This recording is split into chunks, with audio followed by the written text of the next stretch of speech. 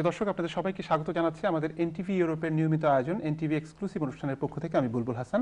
আজকের এই অনুষ্ঠানটি আমরা একটি বিশেষ বিষয়কে সামনে রেখে বা বিশেষ বিষয় নিয়ে করছি, সেটি হচ্ছে মত প্রকাশের স্বাধীনতা। আপনারা জানেন যে বাংলাদেশে তথ্য প্রযুক্তি আইনের যে ৫৭ ধারা, সেটি আমাদের মত প্রকাশের স্বাধীনতাকে সীমায়িত করছে বা খর্ব করছে, এরকম একটি অভিযোগ আমরা প্রায়শই শুনতে পাই। এবং সাম্প্রতিক সময়ে সাংবাদিক প্রবীর শিকদারকে গ্রেফতার করা নিয়ে আমরা দেখতে পাচ্ছি যে ৫৭ ধারাটি বাতিলের দাবিটিও উচ্চকিত হয়েছে।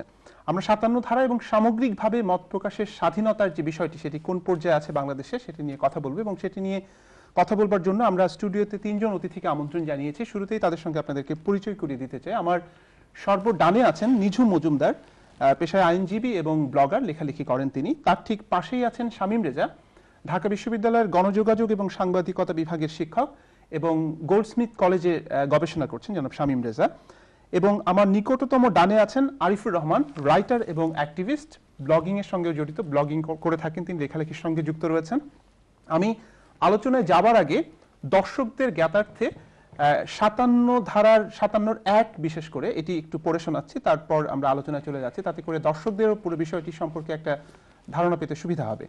৫৭ ধারাটি বলছে, তথ্য প্রযুক্তি আইনের, কোনো ব্যক্তি যদি ইচ্ছাকৃতভাবে ওয়েবসাইটে বা অন্য কোনো ইলেকট্রনিক বিন্যাসে এমন কিছু প্রকাশ বা সম্প্রচার করেন যাহা মিথ্যা ও অশ্লীল বা সংশ্লিষ্ট অবস্থা বিবেচনায় কেহ পড়িলে, দেখিলে বা শুনিলে নীতিভ্রষ্ট বা অসৎ হইতে উদ্বুদ্ধ হইতে পারেন, অথবা যাহার দ্বারা মানহানি ঘটে, আইন শৃঙ্খলার অবনতি ঘটে বা ঘটার সম্ভাবনা সৃষ্টি হয়, রাষ্ট্র এবং ব্যক্তির ভাবমূর্তি ক্ষুণ্ণ হয় বা ধর্মীয় অনুভূতিতে আঘাত করে বা করিতে পারে, বা এ ধরনের তথ্যাদির মাধ্যমে কোনো ব্যক্তি বা সংগঠনের বিরুদ্ধে উস্কানি প্রদান করা হয়, তাহা হইলে তাহার একটি কার্য হইবে একটি অপরাধ।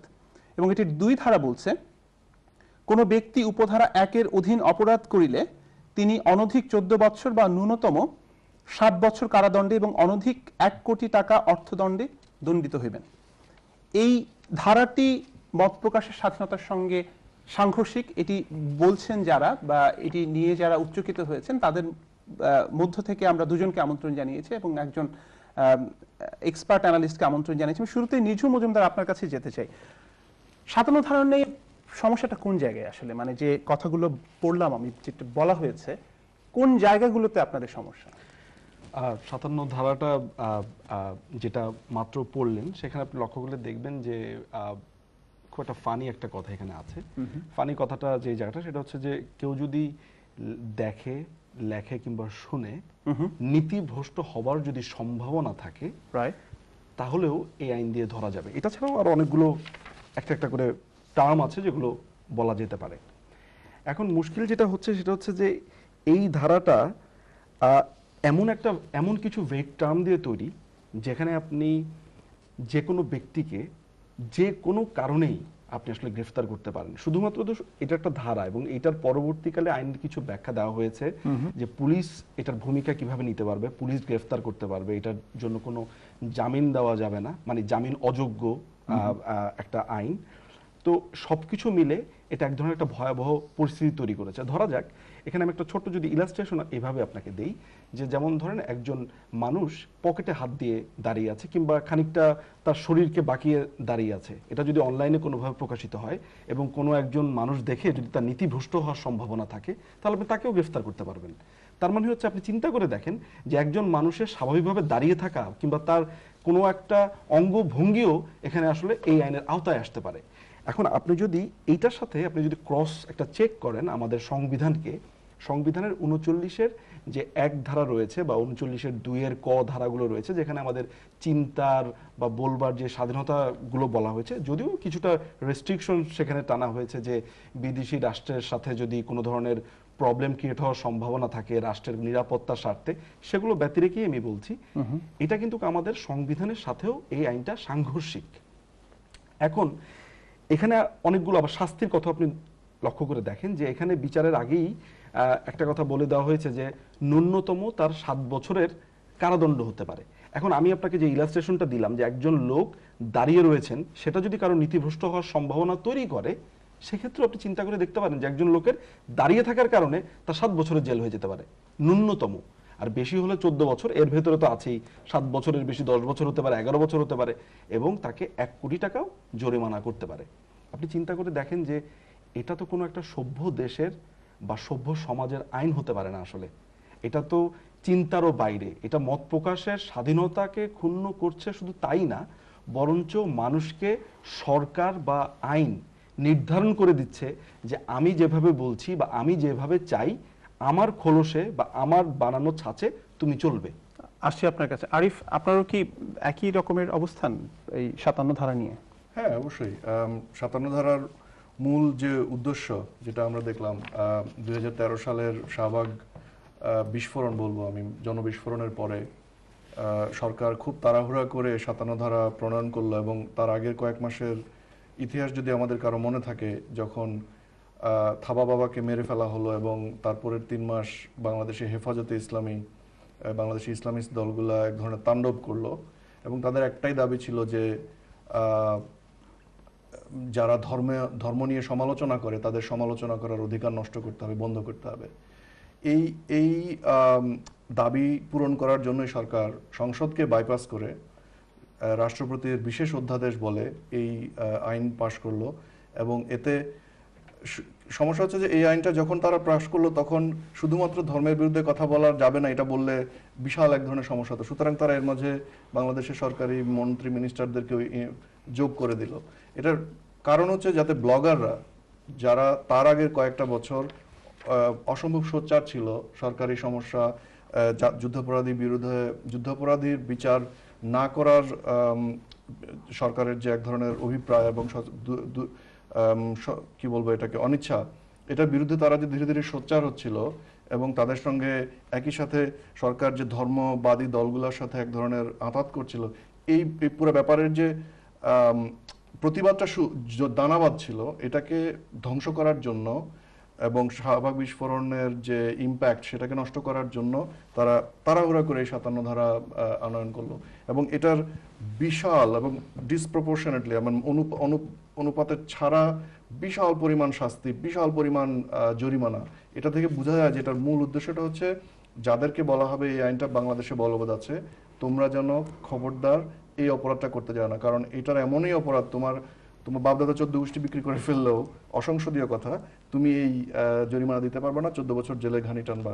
বাংলাদেশের আমার মনে হয় জঙ্গিবাদে যারা দোষী সাব্যস্ত হন তাদের আমার মনে হয় ম্যাক্সিমাম শাস্তি এটার চেয়ে অনেক কম। অর্থাৎ বাংলাদেশের শাস্তি অপরাধ কোনটাকে প্রায়োরিটি দিবে আর কোনটাকে দিবে না, এটা নিয়ে বাংলাদেশ সরকার। তাহলে কি 57 ধারার আপনি সংশোধন বা পরিমার্জন চান নাকি এটি বাতিলের পক্ষে আপনি? 57 ধারা ইটসেলফ হচ্ছে বাংলাদেশের আইসিটি আইনের একটা মাত্র ধারা। এই অরিজিনাল আইনে কিন্তু এই ধারাটা এইভাবে ছিল না এবং এটা রিসেন্টলি আপনার 2013 সালে আনা হয়েছে। আমি বলছি এই পার্টিকুলার সংশোধনটাকে বাতিল করে বাকি অংশগুলো ঠিক আছে, বাকি অংশগুলো আমাদের ইনফরমেশন কমিউনিকেশন অ্যাক্টের এটাকে আরো আধুনিক করা যায়, কিন্তু এই অংশটা স্পেসিফিক্যালি ধর্মবাদী দলগুলোকে আশকারা দেওয়ার জন্যই আনয়ন করা হয়েছে। এটাকে ডেফিনেটলি। আমি একটু শামীম রেজা আপনার কাছে আসতে যাচ্ছি। আপনি দুজনের কথাই শুনেছেন, পাশাপাশি যেটা আরিফ বলছেন যে এখানে ধর্ম ভিত্তিক দলগুলোকে এক ধরনের তাদের কর্মকাণ্ড নির্বিঘ্ন করবার সুযোগ করে দেওয়া বা তাদেরকে উৎসাহিত করা মৌলবাদী কর্মকাণ্ডে, সেটির একটা ইন্ডিকেশন রয়েছে। কিন্তু আমরা দেখতে পাই যে এই ধারার বলেই কিন্তু আমরা কিছুদিন আগে দেখলাম যে প্রবীর শিকদারকে গ্রেফতার করা হয়েছে এবং মূলত প্রবীর শিকদারকে গ্রেফতার করা নিয়েই কিন্তু 57 ধারাটি আবারও আলোচনায় এসছে। আপনার কাছে কি মনে হয়, এটি কি বাতিল করার পক্ষে আপনি? একটা হচ্ছে দুটো আলোচনা আমি এই মুহূর্তে যাব না। একটা আলোচনা হলো যে সরকারের কি সুবিধা অসুবিধা, কাকে দেওয়া না দেওয়ার কারণে সে আইন করেছে, এটা দীর্ঘ আলোচনার প্রয়োজন হবে। এটা হঠাৎ করে আমরা হয়তো পারবো না, বা আমি এত সংক্ষেপে বুঝিয়ে বলতে পারবো না। আর দ্বিতীয় হলো প্রবীর শিকদারের মামলাটিও আমার মনে হয় যে এত সংক্ষেপে আলোচনা করা যাবে না, কারণ এটা শুধুমাত্র আইসিটির ছাঁচে ফেলা যাচ্ছে না। কারণ আপনি দেখেন যে প্রক্রিয়া তাকে ধরা হয়েছে এবং পরবর্তীতে যেভাবে তাকে মুক্তি দেওয়া হয়েছে, এর মধ্যে যে নাটকীয়তা, সেখানে প্রসিডিউরাল কিছু ল্যাপস আছে, যেটা আইনমন্ত্রী নিজেও বলেছেন যে এভাবে একজন পঙ্গু ব্যক্তিকে ধরে করা যায় কিনা। তার মানে এটা একটা আইনের মধ্যে বিষয়টা সীমাবদ্ধ থাকেনি, এবং যে কারণে এটা গুরুত্বপূর্ণ সেটা হলো এটাকে নিয়ে 57 ধারাটা নিয়ে আমরা নতুন করে আলোচনা, সেটাই আমার কাছে এই মুহূর্তে বেশি আগ্রহের জায়গা। যেখানে আমি আগেই বলে নিচ্ছি, সরকার কেন কি উদ্দেশ্যে ক্ষমতায় থাকবার জন্য না ধর্মভিত্তিক দলগুলোর, সেটা নিয়ে অন্য যারা আছেন তারা আলোচনা করছেন, ভবিষ্যতে আমরা করতে পারবো। আর প্রবীরের পুরো আলোচনাটা আমি এখানে টেনে আনবো না, কিন্তু এই ঘটনাটার কারণে আমরা 57 ধারা নিয়ে আলোচনা করছি। দেখেন 57 আইসিটি 57 যে কথাটা বলা হয়েছে, আজকে একটা জিনিস স্পষ্ট হওয়া উচিত, এই আলোচনাটা কিন্তু নতুন না। প্রবীর শিকদারকে এই আইনে ধরবার বহু আগে থেকে আইসিটির এই বিষয়টা নিয়ে আলোচনা হচ্ছে, এবং আইসিটির এটা আপনি যদি বলেন তাহলে তৃতীয় আইন, কারণ 2006 একবার অ্যামেন্ড করা হয়েছে, 2013 একবার অ্যামেন্ড করা হয়েছে, এবং শুরু থেকে এটা নিয়ে অনেকবার পত্রপত্রিকায়, রেডিও, টেলিভিশনে বলা হয়েছে। যারা ব্লগে লেখেন তারা বলেন, যারা অ্যাক্টিভিস্ট তারা বিভিন্ন সময় বলে আসছেন যে এই কাজগুলো ঠিক হচ্ছে না, কারণ ক্রমান্বয়ে এখানে শাস্তির মাত্রা বাড়ানো হচ্ছে। আমি যে বিষয়টা এখানে স্মরণ করাবো, শাস্তির অংশটুকু একটু পরে আসি। অন্যান্য যা যা উল্লেখ আছে সেটা বাংলাদেশের নতুন না। অনেক আগে বাংলাদেশ বেতার এবং টেলিভিশনের জন্য কিছু নীতিমালা ছিল, আপনি সেটা খুলে দেখুন কি কি করা যাইবে না, সেখানে একই ধরনের বক্তব্য আছে। আমার পাশে ওনার কাছে একটা সহজ পাঠ দেখতে পাচ্ছি সংবিধানে, আপনি সেখানে 39-এ যান বা 37-এ যান, কি কি করা যাবে না আপনি দেখবেন যে প্রায় কাছাকাছি। ধর্মের কথা আছে, অস্থিতিশীলতা তৈরি করা যাবে না, কুৎসা রটনা করা যাবে না, বিদেশের সাথে সম্পর্ক খারাপ করা যাবে না, এটা সেখানে উল্লেখ আছে। আমি আরো কাছাকাছি আসি, তত্ত্বাবধায়ক সরকারের সময় যখন তথ্য অধিকার আইন তৈরি করা হলো, তখন 18 বা 20টার মতো বা 20টার মতো এরকম একটা তালিকা আছে কি কি আপনি করতে পারবেন না, যেটা আধুনিক রাষ্ট্রের প্রয়োজনই নাই। অধিকাংশ বিষয়গুলো প্রয়োজন নাই, 2-3টা ছাড়া বাকিগুলো না থাকলেও চলে, কিন্তু আপনি সেখানে দিয়ে দিয়েছেন। ওই প্রক্রিয়ার সময় আমরা কেউ কেউ খুব মৃয়মান কণ্ঠে বলার চেষ্টা করেছিলাম যেটা আধুনিক সময় আইন হচ্ছে, এগুলো থাকবার দরকারটা কি। উত্তর দেওয়া হয়েছিল এইভাবে, যেটা তো প্রয়োগ হবে না, এটা এত চিন্তার কি আছে। ওই বছরই একটা ছোট পলিসি তৈরি করা হয়, কমিউনিটি রেডিও পলিসি। আপনি সেটা খুলে দেখুন, বিধিনিষেধের তালিকায় ওই জিনিস কপি পেস্ট করা আছে।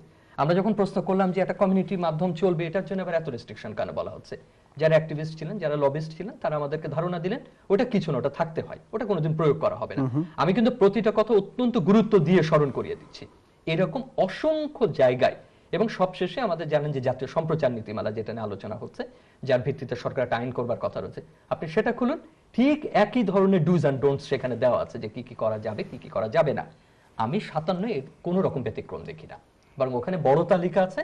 57 তালিকাটা অত্যন্ত সংক্ষেপ করে এটাকে আরো এক ধরনের অ্যাবস্ট্রাকশনের দিকে নিয়ে যাওয়া। কিন্তু নিঝুম তো আইনের ছাত্র, সে যেভাবে বলছে যে এটি যেভাবে প্লেস করা হচ্ছে, ওয়ার্ডিং গুলো যেভাবে করা হচ্ছে, সেখানে বেশ কিছু অ্যাবস্ট্রাক্ট বিষয় রয়েছে। আমি ওখানেই আসছি।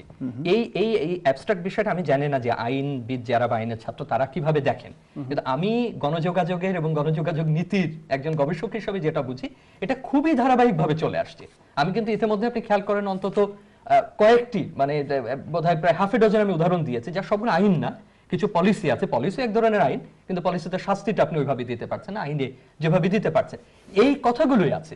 57-তে সেই কথাটা অত্যন্ত যুথবদ্ধ করা হয়েছে, এবং যুথবদ্ধ করতে গিয়ে এটা এত জটিল আকার ধারণ করেছে, সেটা একটা দিক আমি বলবো। যেমন আমি যদি খুব সংক্ষেপে ব্যাপারটা বলি, একটা হলো যে মোরাল গার্ডিয়ান রাষ্ট্র। রাষ্ট্র কতদিন মোরাল গার্ডিয়ান থাকবে? এখন রাষ্ট্র মোরাল গার্ডিয়ান কিনে, এইটাই বিশ্বব্যাপী একটা বড় ব্যাপার। আমাদের রাষ্ট্রের যে ম্যাচুরিটি এবং আমাদের চিন্তার যে ম্যাচুরিটি, মানুষের চিন্তার যে ম্যাচুরিটি, বুলবুল অনেক দিন ধরে এই দুটো জিনিস মিলছে না। এটা আওয়ামী লীগ বিএনপির বিষয় না। আমরা বারবার যেটা বলার চেষ্টা করছি যে মানুষের যে পরিপূর্ণতা, তার যে চিন্তার এখন যে অবস্থান, তার যে ধ্যান ধারণা, তার যে মত প্রকাশ সম্পর্কে যে ধারণা, সেই ধারণার যে পুরনো ভার্সন ছিল রাষ্ট্র মোরাল গার্ডিয়ান, সে তোমাকে কি বলবে বা না বলবে, সেই ধারণাটা বড় পার্থক্য তৈরি হচ্ছে রাষ্ট্রের সাথে। এবং রাষ্ট্রের যারা কর্তৃপক্ষ, তারা যখন আইন তৈরি করছেন তখন সেটা খেয়াল করছেন না, এক। দ্বিতীয়ত, বারবার বলা সত্ত্বেও অনেকগুলো অস্পষ্ট জিনিস পুরোনো দিনে গুরুত্বপূর্ণ ছিল, এখন গুরুত্বপূর্ণ না। যেমন একটা বলি, সম্পর্ক খারাপের একটা কথা এখানে রয়েছে। এখন দেখেন, একসময় আপনার মনে আছে যে বাংলাদেশ মায়ানমার কিংবা বাংলাদেশ ভারত বর্ডার অত্যন্ত সংবেদনশীল ছিল, এটা নিয়ে কথা বলা যেত না, এটা নিয়ে লেখা যেত না। আজকে আপনি ছবি দেখান, আপনি ক্যামেরা তাক করান একেবারে বার্মার বর্ডার পর্যন্ত, ভারতের বর্ডার পর্যন্ত, আপনি জানেন এতে কিছু এসে যায় না। তো এটা আমি একটা উদাহরণ দিচ্ছি, কিন্তু যেটা গুরুত্বপূর্ণ এর চাইতেও ওখানে ওই কথাগুলো আছে যে অত্যন্ত অস্পষ্ট। একটা বিজ্ঞাপন বিরতিতে যেতে হবে, আমি আবার ফিরে আসবো। প্রিয় দর্শক, আমরা একটা ছোট্ট বিজ্ঞাপন বিরতিতে যাচ্ছি। বিজ্ঞাপন বিরতির পর আমরা এই আলোচনায় আবারও ফিরে আসবো, এবং বিজ্ঞাপন বিরতির পরের শুরুতেই আমরা নির্যাতিত সাংবাদিক, কিছুদিন আগে যিনি গ্রেফতার হয়েছিলেন এবং 57 ধারার এই দাবিটি যার গ্রেফতারকে কেন্দ্র করে উচ্চকিত হয়েছে, প্রবীর শিকদারের সঙ্গে টেলিফোনে আমরা কথা বলবো। সঙ্গে থাকুন।